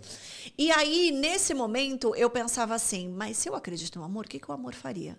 Então, não é porque a pessoa merece, é porque eu mereço evoluir. É lógico. Eu mereço encontrar uma maneira de fazer o amor funcionar em comportamento e conseguir provar de que isso pode ser benéfico para todas as profissões, para todas as pessoas. E o trabalho não precisa ser um campo de batalha. Não. Então, se eu quero trazer uma disruptura para isso, primeiro eu preciso me tornar. Tem que começar a mudança por você mesmo. Por mim mesmo. E Bruno, como foi difícil. Como eu chorei, como eu senti raiva, queria quebrar tudo, xingar. Agir de acordo com a natureza humana, né? Só que essa parte foi a mais interessante. Primeiro que eu não fiz sozinha, né? Dependendo do terapia, é uma conexão espiritual muito forte para me ajudar. Para que no vertical, o que eu planto aqui no vertical, no horizontal vai fluir de uma maneira muito melhor, né? Porque tem uma soberania, uma inteligência muito maior do que a gente que comanda o mundo. E aí eu fui buscar nisso, fui buscar na terapia, fui buscar dentro de mim mesma qual que é a verdade da Samantha, o que a Samantha vai ter que fazer de propósito, mesmo quando ela não estiver sentindo, porque daí o amor cabe. E aí que eu entendi que o amor não é sentimento. Que ele é intencionalidade igual você fez. Exatamente. Que ele é ir lá corrigir o teu amigo. Sim. Na hora que ele tava escrachando a menina, você chamar ele e falar assim, ô, esse não é você, cara. Isso dá uma repetição da raiva que você tomou. Hoje você tá projetando em cima de uma outra pessoa, mas não é você. Né? Todas essas ações de amor, Bruno, levaram para onde você tá hoje. Sim. Com certeza. Né? E aí, eu acho fantástico, porque cada pessoa que vem aqui, eu aprendo. Eu aprendo e falo assim, nossa, cara, que interessante. Então, ele teve que fazer isso de propósito em algum momento. Lógico. Você escolheu. Aí eu vou desmistificar o que o seu professor falou. Não foi a medicina que te escolheu. Você escolheu a medicina com amor. Exatamente. Você pode escolher a medicina sem amor, você pode escolher a medicina com amor, como qualquer outra área na tua vida. Exatamente. Mas a gente sente muitas injustiças ao longo da vida, né? Principalmente nesse meio corporativo. E é o que você falou, dá vontade realmente de fazer o mesmo. Só que é aí que vira o efeito manada do ódio, né? Eu sofri isso, então eu vou fazer a mesma coisa para essa pessoa. Exato. E muitas vezes você faz mal para aquela pessoa, você sente bem, né? Existe um sistema de recompensa no cérebro de que você está fazendo aquilo, que você está se vingando e vem uma coisa boa. Só que quando você faz isso que você falou, quando você... como é que eu posso explicar? Faz o contrário do que tá sentindo. Quando faz o contrário, você sente melhor. E isso tem muito a ver com você se sentir superior. Quando eu comecei a fazer Instagram, né, eu vou falar muito da residência aqui, porque é o maior exemplo de desamor que eu tenho. E pra gente falar sobre um assunto, a gente tem que pegar o oposto para trazer pra realidade. Concordo. Então, quando eu comecei, o meu Instagram tava na residência. Então, imagina, eu era um R2 que começou a fazer o Instagram e que começou a se destacar e comecei já a atender consultório no meio do R2. E muitas pessoas viravam para mim. Eu lembro de chefe do médico virar para mim e falar: como é que você acha que eu me sinto estando aqui dando plantão 12 horas, 24 horas e você lá no seu consultório e vendo você na rede social? O cara me falou assim, olhando pra mim. Eu falei, eu não sei puto da vida, com uma dor de cotovelo do caramba. Só que veio, tipo, me cobrar, sabe? Eu falei, não sei. Tipo, para de fazer sucesso. Você tá me irritando. E aí chegou um momento que aí eu vi o que é o ódio mesmo, assim. Eu recebi um e-mail da coordenação da residência. Me chamaram e falaram, olha... A residência que eu fiz era da prefeitura. A gente fez uma prova muito concorrida para passar lá. E que coordena todas as residências do Sistema Único de Saúde, no caso de São Paulo, vai.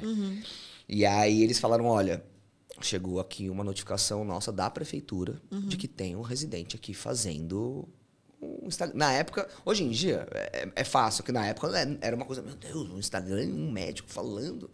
Ainda mais falando que... Chocante, né? Meu Deus. E eu era um residente.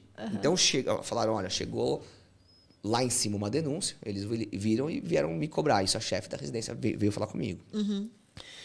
E a denúncia veio da onde? Veio de alguém lá de dentro. Claro. Alguém que tava... Dor de cotovelo. Dor de cotovelo, entendeu? E foi lá falar, imagina, a pessoa perdeu o tempo dela para botar um e-mail ali. E queriam me tirar da residência. Eu ia perder tudo que eu tinha. Eu ia perder o sonho de ser ginecologista.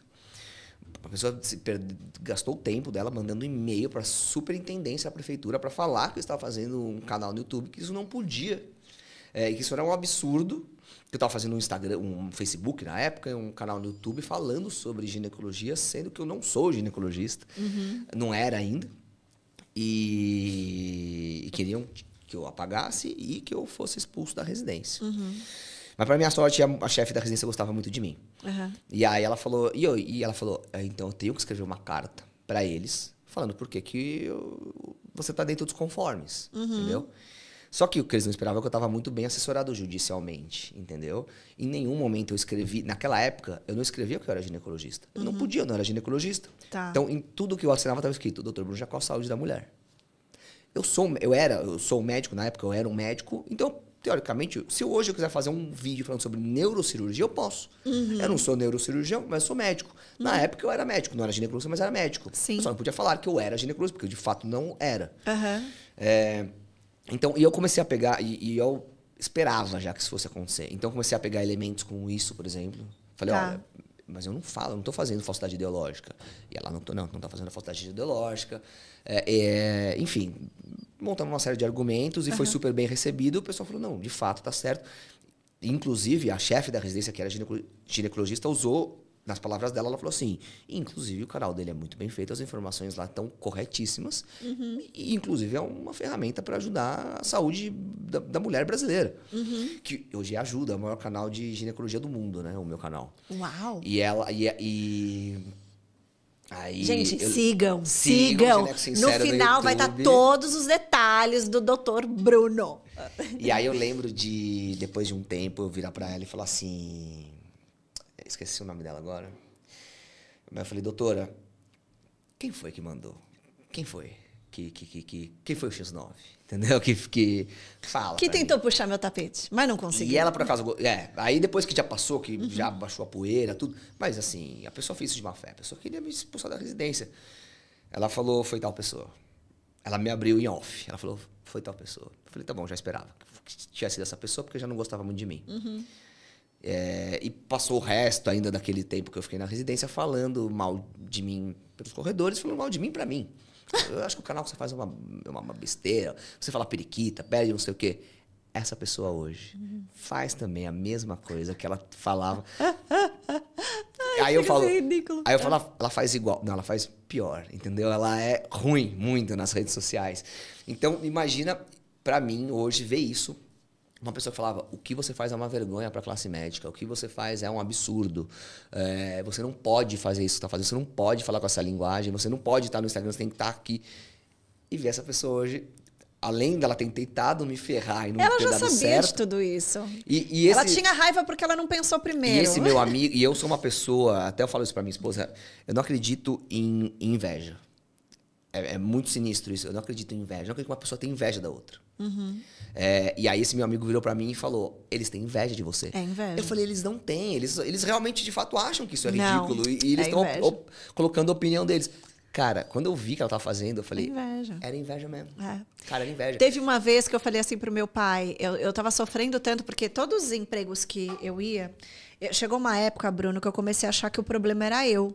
Sim, a gente sempre e eu comecei a me auto-sabotar falando assim, eu preciso ser menos. Olha isso. Eu preciso chegar nos lugares, porque eu sou uma pessoa expansiva. Sim. Eu falo pelos cotovelos, eu sou espontânea, eu sou autêntica. Eu não fico pensando assim, como que eu vou impressionar, o que eu vou fazer. Não, eu chego chegando e é isso. E eu sei que isso incomoda. Eu aprendi que isso incomoda as pessoas. Mas chegou uma época que eu tava sofrendo tanto, porque toda empresa que eu ia, eu me deparava com o mesmo perfil de um invejoso. Que demorou pra eu aceitar que era inveja também. Falava, não, a pessoa me odeia porque eu fiz alguma coisa. Ela me odeia porque eu fiz alguma coisa de ruim. Eu falei alguma coisa que ela não gostou. Alguma coisa no meu trabalho não é na linha de pensamento dela porque ela tem um perfil planejador e eu sou perfil comunicadora. Putz, como que eu agrado essa pessoa? Eu ficava tentando encontrar maneiras de me encaixar. Sim.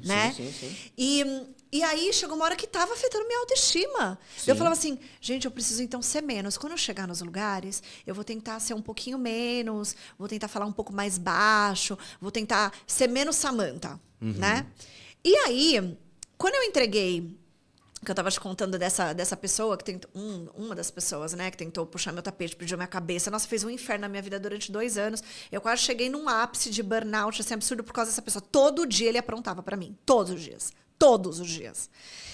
E chegou um dia que eu falei, Deus, eu não aguento mais, eu vou pedir demissão. Eu não aguento mais. E aí, com toda a ajuda divina, por coincidência, no dia seguinte, essa pessoa entrou na minha sala e falou assim, eu preciso conversar com você. E me chamou para conversar e falou assim, eu queria te pedir perdão. Porque não tem nada a ver com você. Tem a ver comigo.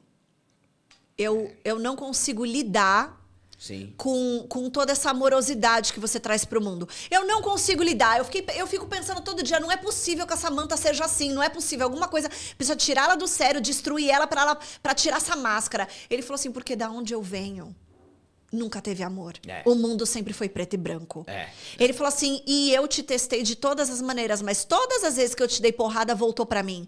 Eu vinha no teu muro, bati e voltava pra mim. Ele falou, Sami, você não tem noção a força que eu estou fazendo pra falar tudo isso pra você e te pedir perdão. Porque toda vez que ele me dava porrada, eu entregava amor. Ele me dava porrada, eu entregava amor. Naquele dia, Bruno, eu chorei tanto porque eu gostava desse cara de graça. Sim, sim. E eu ficava com raiva porque eu falava assim, meu, eu admiro ele, eu acho ele lindo, eu acho ele incrível, eu admiro ele como profissional, eu admiro ele como pessoa. Eu gostava dele de graça, então me irritava que eu gostava dele. Eu falei, eu devia odiar ele. E eu não conseguia. E aí, depois disso, ficou uma grande lição pra mim. É o negócio da inveja. Você não tinha inveja. Eu não tinha inveja. Mas o amor, ele traz admiração. Sim. As pessoas que se inspiram em você, sim, elas te admiram. É isso, né? É isso que mora o Elas te admiram. Só que quando existe a admiração sem a presença do amor, vira inveja. Mas tem muita gente que fala que todo hater, na verdade, te ama. Existe essa teoria, né? Mas quando traz essa parte da inveja, existe duas coisas. Você sentir a inveja e falar assim, poxa, como que eu faço para ser como essa pessoa? Quero aprender com ela. Você bota a humildade no meio daquele sentimento que é naturalmente humano, né? Sim, sim. Quando você não tem essa consciência, a inveja fica tóxica porque você quer destruir aquilo que você não consegue ser. Sim. Você não tem a humildade para tentar ser igual ou parecido ou se inspirar naquilo para copiar que seja. Sim, sim. Né? E aí você usa isso pro mal. Então, toda vez que não existe amor, vai ter dano. Sim. Com tudo que você sente. Sim. Né? E aí, um dia eu tava cansada. Aí cheguei no meu pai chorando. Fui chorar no colo do meu pai. Eu falei, pai, eu não aguento mais. Será que a vida inteira vai ser assim? Uma pessoa tentando te destruir, tentando puxar teu tapete, dando porrada. E você não tá fazendo nada de ruim pra essa pessoa. Você só tá sendo você. E meu pai virou e falou assim, filha, a cobra tava correndo atrás do vagalume. Sim.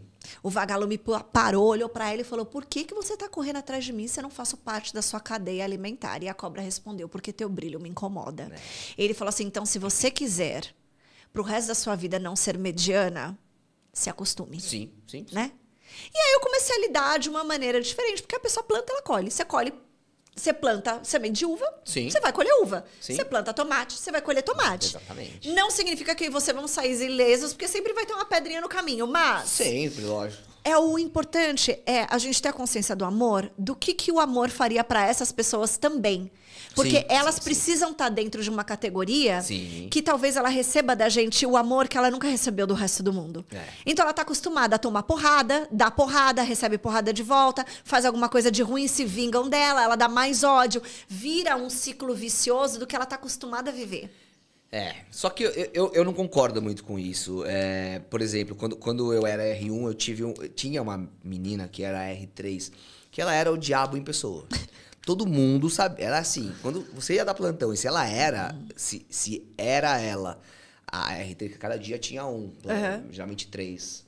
R1, 2 R2 e 1 R3. Quando aquela pessoa tava lá, dava vontade de virar as costas e ir embora. Era uma pessoa muito amarga. Acho que é a pessoa mais amarga que eu já conheci na minha vida. Só teve desamor na vida, coitada. Era uma pessoa injusta, era uma pessoa que fazia coisa errada, era uma pessoa que... falta de respeito. Tudo que tem de ruim no meio corporativo, essa pessoa representava. Enfim, uma pessoa mal amada. Uma pessoa mal amada. E aí, um dia eu tava lá no que a gente chama de Coreme, né? Que é como se fosse a diretoria da residência. E eu tava conversando com uma das chefes lá, e eu falei, como é que é? Porra, cara, não dá. Essa pessoa, como é que ela vai ser médica? Como ela vai tratar pelo amor de Deus, a gente sofre aqui na mão dela. Vocês sabem, os chefes viam o que acontecia lá dentro, né? E aí ela virou pra mim e falou, Jacó, você não sabe o que essa menina sofreu na vida dela. Você não sabe como é que foi a infância dela. Ela tava aqui... Porque eles viam a falta de respeito à Coreme, todo o comitê da residência. Chegou até a chamar ela em alguns momentos para conversar e falar, meu, você tem que pegar leve com o pessoal aqui, pô, você tá atrapalhando o serviço, né? E aí diz que ela começou a desabafar, começou a contar da vida, que perdeu o pai, que não sei o quê, e como foi o tratamento, e como ela saiu de casa cedo. Só que na minha cabeça eu pensava, tá bom, mas ela não pode usar isso pra ser uma pessoa melhor. Ela tem que jogar toda a raiva que tem na vida dela em cima de nós. Enfim, esse é o jeito, essa é a minha opinião, né? E aí ela me explicou, ela falou, não é assim... E ela falava pra mim... O tanque dela é cheio daquilo. Ela então é amargurada. Porque eu cheguei, porque a gente falava, ela é uma amargurada. E essa chefe da residência olhou e falou, ela é amargurada. Ela sabe que ela é amargurada. Ela sabe que ela é assim. Mas por dentro, ela grita por ela socorro. É ódio. Exatamente, ela grita por socorro. socorro. Ela falou, quando a gente fez uma reunião com todas as pessoas importantes da residência, ela era muito boa. Tá? Uma médica excelente. Boa operando, boa de conteúdo, boa de teoria, mas era uma pessoa ruim por dentro. Então eles chamaram e falaram, porra, você tem um puta futuro legal, você vai ser uma pessoa assim, você vai ser assim com o paciente, nenhum colega vai gostar de você, nenhum paciente vai gostar de você, você vai ser... E ela falou que quando ela começou a contar, ela falou, eu vi isso, eu vi uma pessoa ali pedindo por socorro, eu vi uma pessoa ali que realmente... ela explicava tudo que eles sabiam, toda a falta de educação que vinha dela foi explicada. Não que seja certo, né? Foi a primeira coisa que eu falei, tá bom, mas ela não pode usar isso para ser uma pessoa melhor? Ela tem que ser pior? Entendeu? É tão complexo, Bru, porque as pessoas, elas são reflexo daquilo que elas viveram. Sim. Até ela chegar num grau de consciência através de terapia, espiritualidade, meditação, seja o que for, para poder curar essas feridas. Então, a gente sempre transborda em cima dos outros aquilo que a gente se tornou através das experiências que a gente teve. Sim, né? Com certeza. Mas o amor, por isso que eu falo que o amor é duro. Sabe por que ele é duro? Porque ele exige você ser aquilo que naturalmente você não é. A gente naturalmente ama as pessoas que nos fazem bem. Com certeza. Né? As pessoas que nos fazem mal é mais difícil de amar. Mas é aí que testa a nossa capacidade de amar de verdade. Porque se a gente fala que a gente quer representar amor, que a gente quer ser amor na vida das pessoas, a gente tem que ser principalmente para as pessoas que fazem mal pra gente. É lógico. Porque a gente pode ser a única experiência de amor na vida dessa pessoa. Sim. Porque ela nunca recebeu. Sim. Né? Então, você teve muitas experiências de desamor para entregar o que você entrega hoje. Sim, eu não fazia ideia. Você vê, você sentou aqui comigo pra gente falar como você ajuda mulheres, como que você faz disso. Tudo tão... Parece que é até engraçado, mas tudo tão prazeroso, né, pra mulherada, que assim, você faz de propósito, mas porque a sua base foi construída assim. E é o lance, eu tentar entender por que aquela pessoa era tão amargurada, por que ela não trazia isso pro bem. Quando eu me formei, uma médica lá falou, aqui é a melhor residência do Brasil, pô, você aprendeu muito aqui, né? Eu olhei pra ela e falei, eu aprendi muito como ser, eu aprendi muito como não ser também. Eu vi muita coisa aqui acontecer, violência obstétrica, falta de respeito entre as pessoas, falta de respeito das pessoas com os pacientes, das pessoas com os funcionários. Então eu falei, aprendi muito como ser e como não ser. E até em alguns momentos que eu quero estourar, eu falo, não, eu vi isso acontecer lá e eu não quero me tornar isso, entendeu? Então eu aprendi, e eu acho que a gente tem que aprender também como não ser. Eu passava em muito ambulatório de médico, eu falava, legal, tô aqui muito mais aprendendo sobre o que não fazer do que o que fazer. Não tô nem falando de conduta médica. Tô falando de como eu não quero ser. Não quero ser essa pessoa. E o sistema médico, ele ensina, que você estava falando no começo do podcast, né? Samantha, o dia que tentaram roubar minha alma, onde que minha alma ali foi roubada. Eu passei uma experiência, uma vez que teve um namorado meu que sofreu um acidente, né? Ele ficou 90 dias na UTI e acabou falecendo. E eu lembro que quando ele passou para a parte de operação, cheguei no hospital, ele caiu de paraquedas. E aí eu cheguei no hospital, correndo assim, né? Toda esbaforida e tal. E aí o médico falou assim, ele saiu da cirurgia e falou assim, quem tá aqui pelo Jorge, né? E aí eu... assim, super tímida, assim, né? Eu falei, e fazia super pouco tempo que a gente tava namorando, fazia um mês, assim, semanas, né? E ele resolveu ir pro céu, você vê que sacanagem. Bom, mas enfim. E aí, Aí ele pegou e falou assim, olha... Ele chegou bem assim, Bruno. Ele falou assim, olha, eu quero ser bem claro com você. Se o Jorge viver... Ele chegou bem assim. Se o Jorge viver... Ele não falou nem bom dia, boa tarde, boa noite, como você tá. Nada. Se o Jorge viver... ele vai ficar bem debilitado. Ele vai vegetar, papo, né? Porque ele teve, sei lá, 90% de sangramento no crânio, enfim. Devido ao traumatismo craniano. E eu fiquei parada, assim, olhando pra cara dele, assim. Eu peguei e falei assim, você é médico? Ele é. Eu falei, então você não é Deus. Eu falei, o Jorge tá respirando? Ele falou, tá. Eu falei, então você não tem como dizer pra mim que ele vai morrer. Né? Mas naquele momento eu tava com tanta emoção ali. Eu peguei e falei assim, se ele está respirando, então ele vai viver. Ele tá vivo. E quando ele acordar, é Deus que vai determinar se ele vai vegetar ou não. Sim, eu falei assim, você não tem o direito. Eu falei assim, você não tem o direito de falar o que você falou pra mim. Você pode falar pra mim que as condições dele são críticas e que eu posso orar por isso. Eu falei, mas você não é Deus pra determinar. Ele arregalou um olho, assim, pra mim, deste tamanho. Porque os médicos não estão acostumados a ser confrontados, né? Porque, meu Deus, a pessoa sai, chora, o médico falou, não, o médico falou nada. E o médico, ele é treinado pra... O que eu entendi é pra sempre dar a pior notícia, pra não se criar expectativa, e ele bota a emoção ali de lado, tipo, não vou entrar nisso daqui, porque o menino tinha 26 anos na época, então eu acho que ele queria, espera pelo pior, sabe? Espera o pior, porque se o melhor vir, legal. Aí você vai me culpar, dizendo que eu não operei direito, né? Sei lá, enfim. Então, assim, isso ficou muito marcante pra mim. E eu fiquei tentando entender que o médico, ele pode ser duro sem perder a ternura, mas o sistema não treina ele assim.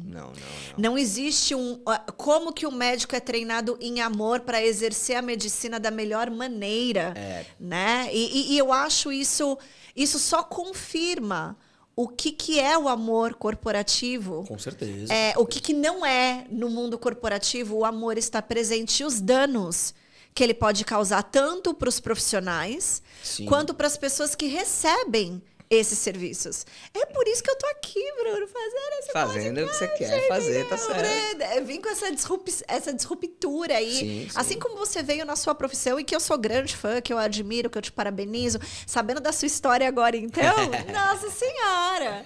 Mais ainda.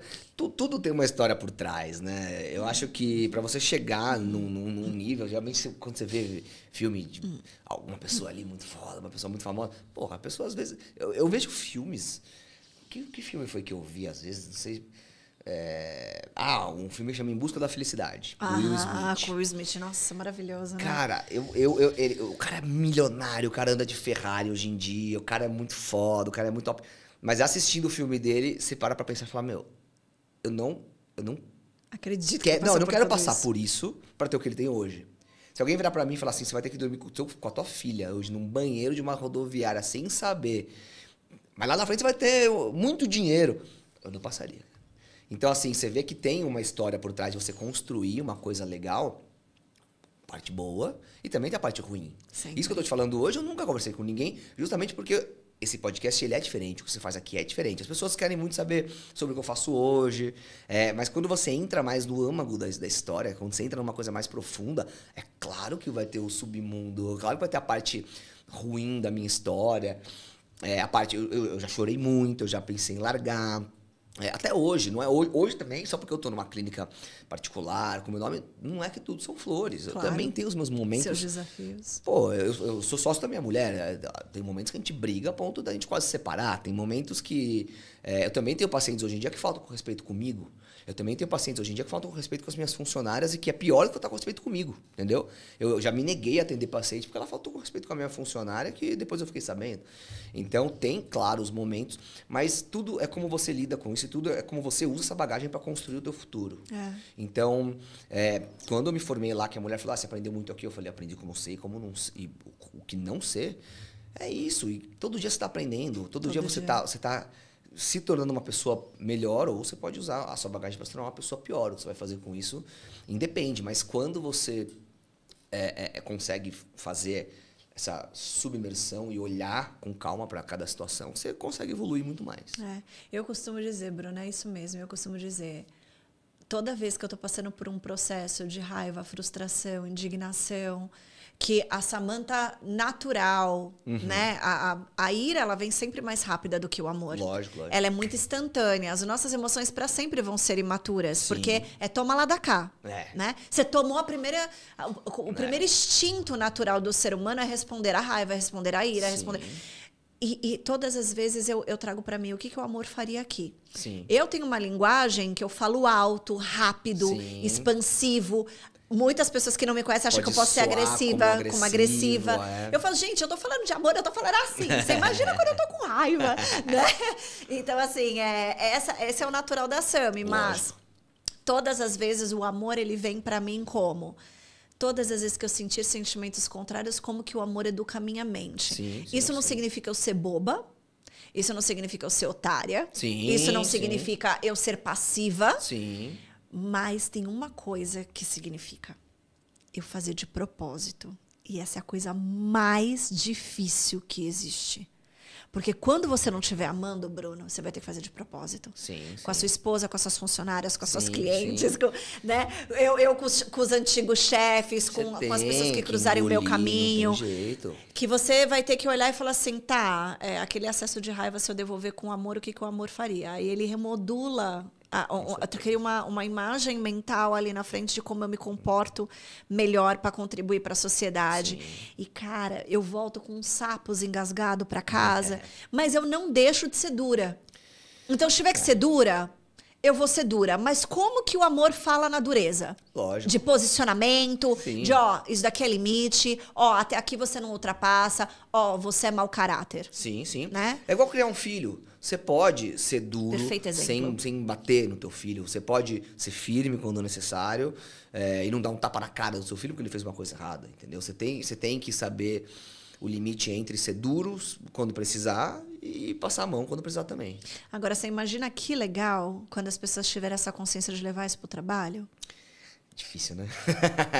Impossível, eu diria. Você acha que é impossível? Não, nada é impossível, mas... É o que você falou no começo. É igual você falando periquita no começo, Bruno. Você falou periquita anos atrás, entendeu? E hoje, então é o que eu sonho pro amor corporativo. Mas é o que você falou no começo. A gente tá num sistema e a gente já foi engolido por um sistema tão duro que mudar uma coisa é difícil. Tudo bem, eu vou te falar, eu consegui mudar a linguagem dos médicos. É o que eu falei, eu não quero que isso soe soberbo, mas eu consegui mudar a linguagem dos médicos. Quando eu fiz aquela pesquisa de campo, que ninguém falava, não era nem que falava periquita, ninguém dava um sorriso. E quando eu olho hoje os canais no YouTube, os Instagrams de médico, eu falo, cara, eu fui pelo menos parte dessa mudança, de ver os médicos fazendo isso. Que incrível. É muito legal. Eu jamais imaginei que realmente isso fosse funcionar.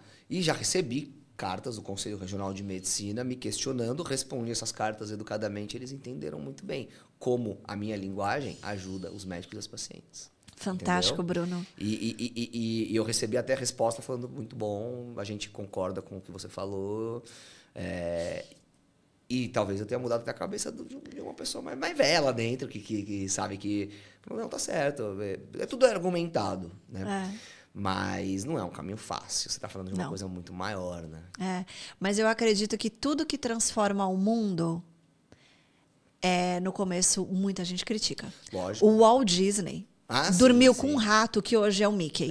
Eu voltei da Disney essa semana. Aliás, nunca tinha sonhado de ir pra Disney. Foi a primeira vez que eu fui na minha vida. Eu chorei tanto naquele parque. Eu parecia eu acho que eu era mais emocionada do que as crianças. Lá é o maior exemplo de um amor. E hoje eu assisti o filme do Walt Disney e eu falei, esse cara passou fome dormindo num beco com um rato que era a companhia dele.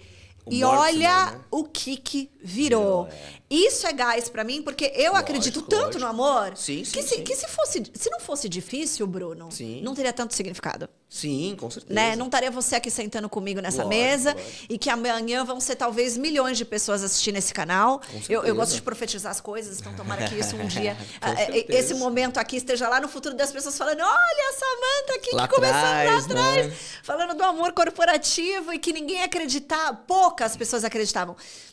Mas é tão engraçado porque hoje, há 8 anos atrás, quando eu comecei a palestrar sobre o amor incorporativo, as pessoas falavam assim, nossa, que estranho, não dá pra você mudar pra humanização?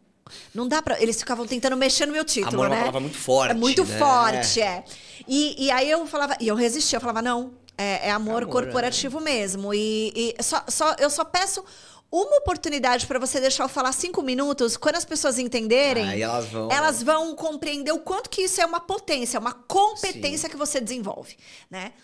E dito e feito, e assim foi indo em trabalho de formiguinha.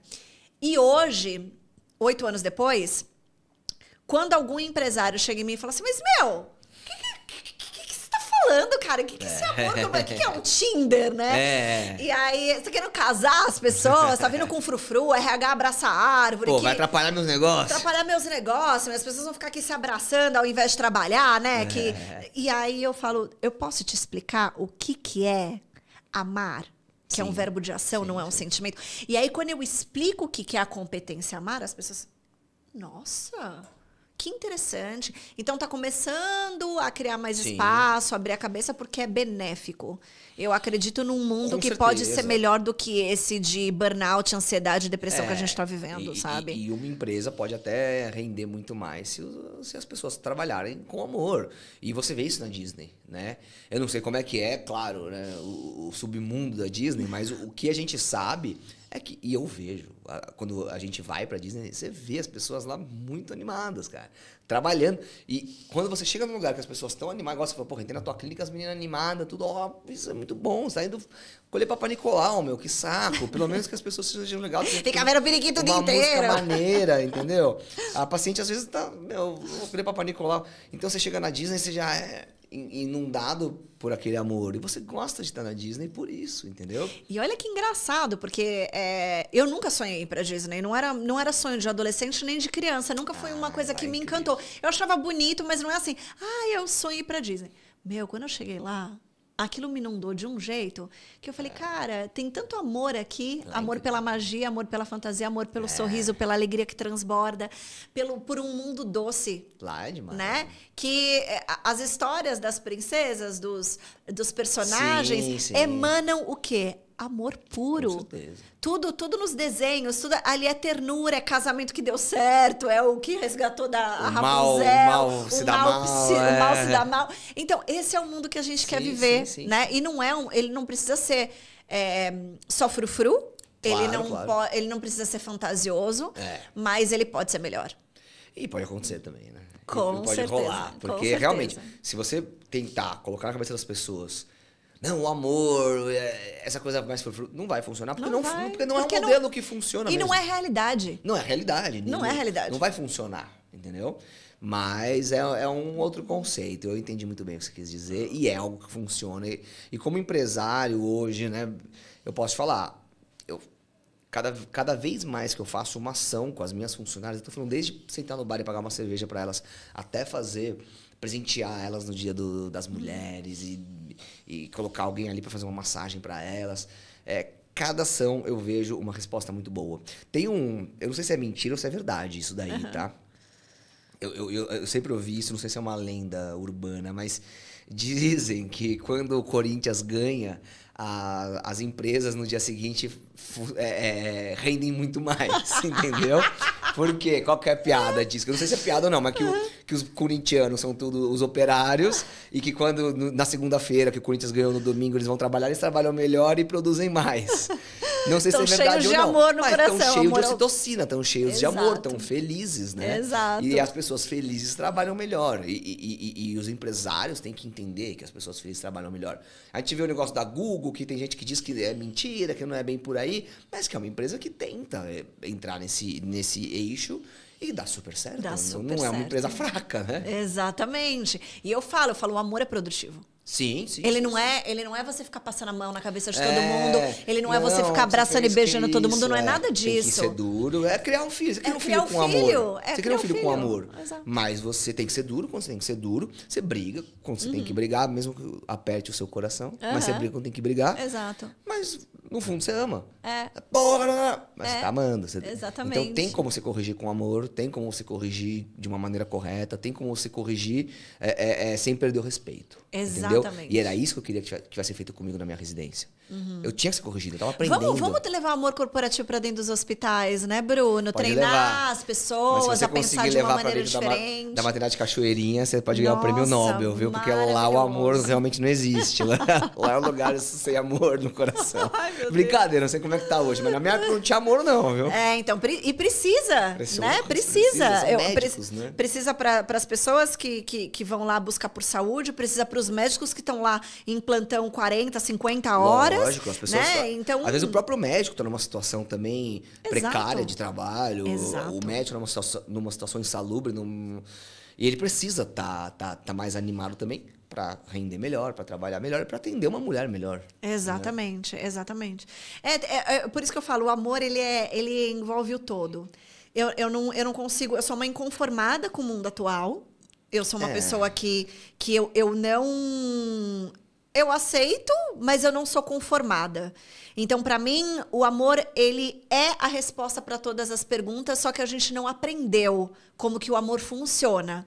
A gente foi interpretando o amor de acordo com a rejeição ou os abraços que a gente recebeu na vida, sabe? E o amor, ele é muito mais profundo do que isso. Ele é uma potência que faz tanta coisa que quando a gente entender que a prática dele leva a produtividade, a performance, as relações serem mais duradouras, a uma autoeducação e uma consciência de como tratar o outro, de como construir relações de lealdade, de respeito, de comunhão, de compaixão, de entendimento, de respeitar tempos e maturidades diferentes uns dos outros.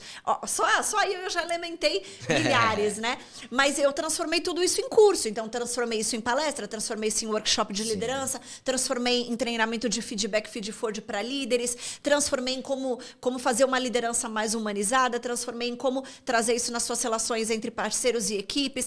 Que o amor, ele cabe em tudo. Cabe. Ele é fantástico. Cabe muito bem até. Muito, mais do que qualquer outra coisa. Lógico. Né? Então, Ai, Bruno, fantástico. Assim, acho que eu aprendi muito com você. Você falou umas coisas muito bacanas e que traz um senso de realidade que vai educar muita gente que está assistindo o podcast, o Amorcast, de Amorcast. Acredito que as suas pacientes vão criar um amor ainda muito mais especial, com respeito por você. Né? E provavelmente alguma vai ainda te perguntar, Bruno, você tá cansado hoje? Pode falar pra mim?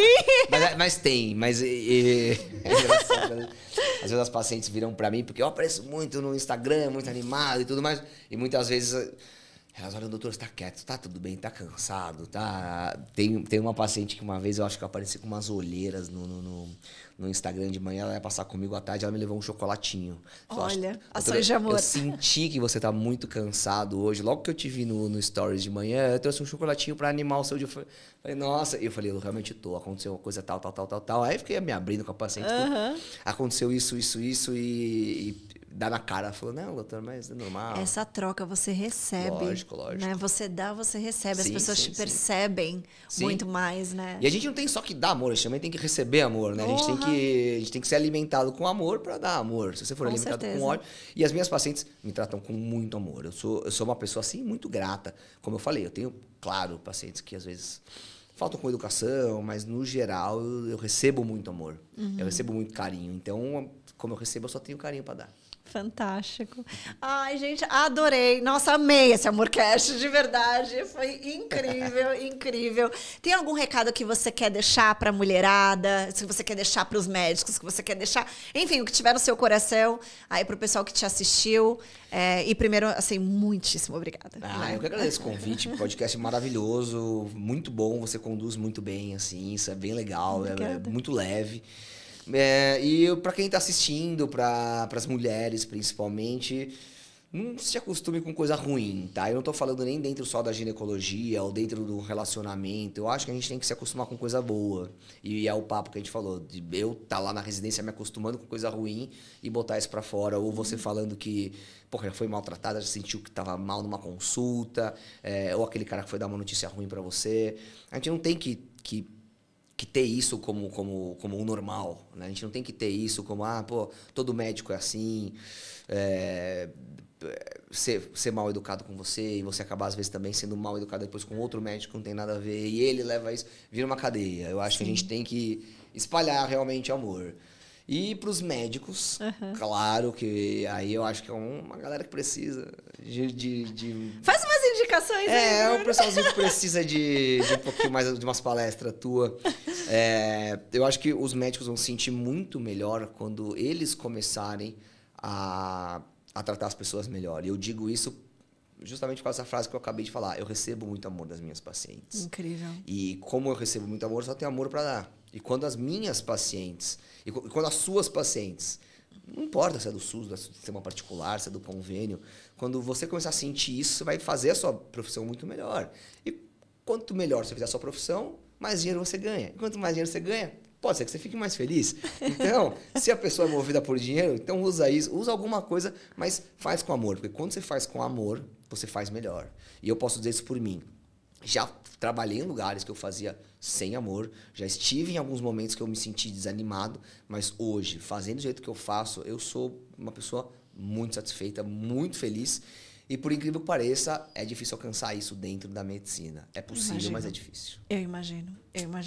Muitíssimo obrigada. Gente, olha, esse episódio, como todos os outros, foi lindo de viver, de experimentar. Aprendi muito, muito obrigada, de verdade. Eu que agradeço o convite. Tá aí, fiquem até o final, vai estar todos os detalhes aí de contatos do Bruno. Sigam ele, sigam o canal dele no YouTube, sigam no Instagram e passem consulta com ele, porque com certeza vale a pena. Olha o que o amor corporativo faz, gente. Ele veio até aqui e trouxe muito conteúdo bom pra gente pensar com o coração. Obrigada, gente. Até a próxima.